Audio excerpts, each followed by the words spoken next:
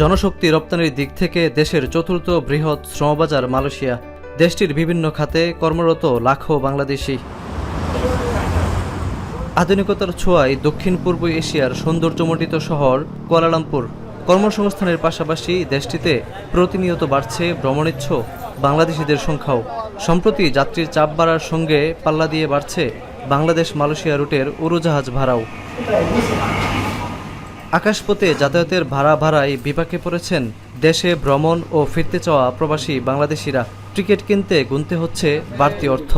অনেকেই কেনাকাটাই করছেন কাটছাট। প্রবাসীদের অভিযোগ, বিদেশি এয়ারলাইন্সের তুলনায় বেশি টাকা নিচ্ছে দেশীয় এয়ারলাইন্স। যারা মনে করেন সিঙ্গেল কাটতেছে, যারা অ্যাকচুয়ালি ওই ট্রাভেল পাস নিয়ে দেশে যাচ্ছে, তাদের ক্ষেত্রে টিকিটের দামটা একটু বেশি। ডিসেম্বরে আসলে টিকিটের দাম অনেক বাড়তি হবে। এখন যেন আসলাম আগে কিনে নিলাম, এখন টিকিটের দাম কম আছে। আর বর্তমান এর সময় কুয়ালালামপুর টু ঢাকা রুটের টিকিটের যেই ঊর্ধ্বমুখী, সত্যি ভাবার বিষয়। মালয়েশিয়া এয়ারলাইন্সের সার্ভিস অলওয়েজ টাইম আপনার বাংলাদেশ এয়ারলাইন্স সার্ভিসের থেকে হাই থাকে, তাহলে কেন তাদের থেকে টিকিটের দাম বেশি থাকবে? আমরা চাই এই সমস্যাটার যেন শীঘ্রই সমস্যাটার যেন সমাধান হয়।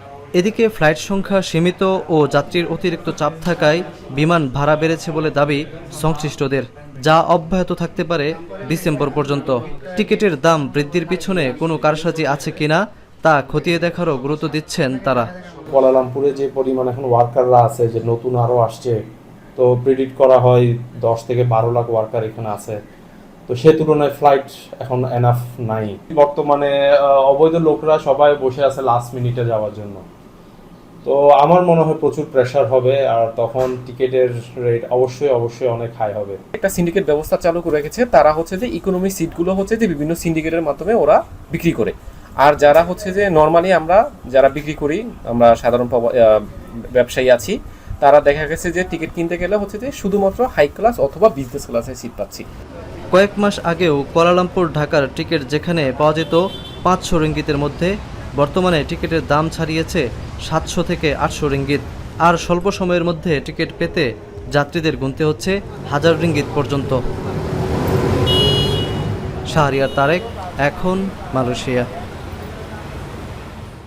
সানবিট সব দিবে সামাল।